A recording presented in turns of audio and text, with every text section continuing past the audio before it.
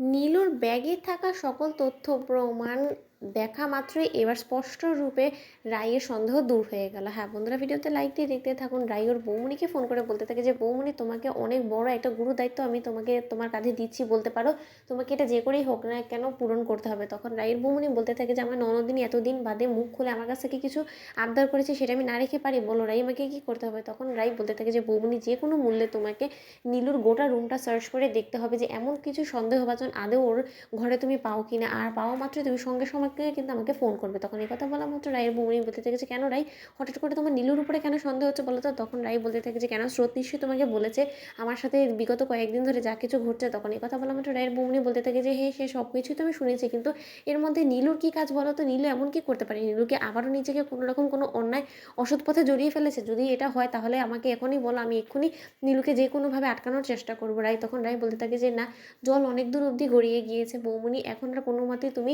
জলটাকে আটকাতে পারবে না। তার থেকে ভালো কি করে এই বিপদ থেকে রক্ষা পাওয়া যায় সেই ব্যবস্থাই বরঞ্চ আমরা করি। তুমি চট জলদি নীলুর ঘরে গিয়ে নীলুর অবর্তমান, নীলুর যাতে কোনো মতে এটা আন্দাজ না করতে পারে যে ওর পেছনে আমরা এরকমভাবে ওরই জিনিসপত্র ঘাটাঘাটি করছি। ও যদি একবার টের পেয়ে যায় তাহলে কিন্তু সাবধান হয়ে যাবে। বৌমনি, এই জিনিসটাও তোমাকে খেয়াল রাখতে হবে। তখন এই কথা বলা মাত্র রায়ের বৌমনি বলতে থাকে যে তুমি একদম টেনশন করো না, আমি অতটা কাজ করবো না। অন্যদিকে নীলুর ওয়াশরুমে থাকার সুযোগটাকে কাজে লাগিয়ে রায়ের বৌমনি যখন নীলুর ব্যাগ থেকে সকল জিনিস সার্চ করা মাত্রই সেই মিথ্যে রিপোর্টসগুলো দেখতে পাই, ঠিক সেই সময় রায়ের কাছে ছবি পাঠিয়ে বলতে থাকে রায়ের বৌমনি যে রাই, আমি গোটা ঘর সার্চ করে কোনো কিছু পাইনি, যেটা কিনা আমি নীলুর পার্স থেকে পেয়েছি। নীলুর পার্স থেকে কিছু ভুয়া রিপোর্টস আমি পেয়েছি, আর সেই রিপোর্টসগুলো দেখে মনে হচ্ছে কোনো হয়তো বা ক্যান্সার পেশেন্টের। তখন এই কথা বলা মাত্র অনেক মা বলতে থাকে রাইকে যে রাই, কী বলছে তোমার বৌমনি, নিশ্চয়ই কিছু আলাপ পেয়েছে তাই তো? তখন রাই বলতে থাকে যে হ্যাঁ মা, আপনি যেটা ভেবেছিলেন এবং স্রোত যেটা ভেবেছিল আমাদের সকলের সন্দেহটাই ঠিক। তার মানে নীলুই এই মিথ্যে ভুয়া বানোয়ার রিপোর্টগুলো সাপ্লাই করছে কোয়েলকে, আর এটা নিয়েই কোয়েল আমাদের সকলকে বোকা বানানোর চেষ্টা করছে। কিন্তু আর বেশি দিন কোয়েল এই মিথ্যাচার করে পার পাবে না, কারণ যত শীঘ্রই সম্ভব আমি কোয়েলের মুখোশ টেনে ছিঁড়ে ফেলে দিব অনির্বাণের সামনে।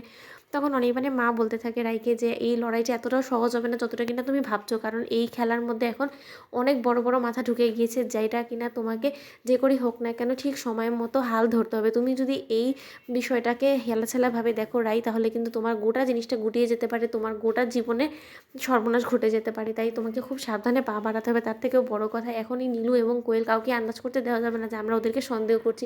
যদি ওরা একবার টের পেয়ে যায় তাহলে নিশ্চয়ই তুমি বুঝতে পারছো যে আমাদের উপরে কতটা আঘাত আসতে পারে। তার থেকেও বড় কথা, আমাদের চরম ক্ষতি করারও কিন্তু শত্রুর অভাব নেই। তাই তোমাকে সাবধান থাকতে হবে, কারণ তুমি ভুলে যাও না যে তোমাকে পথ থেকে সরানোর জন্য কোয়েল কিন্তু যে কোনো জিনিস করতে পারে, প্রয়োজনে তোমাকে গুমও করে ফেলতে পারে। তাই তোমাকে সাবধান থাকতে হবে। তো বন্ধুদের ভিডিওটি ভালো লাগলে লাইক শেয়ার করে সাবস্ক্রাইব করতে ভুলো না।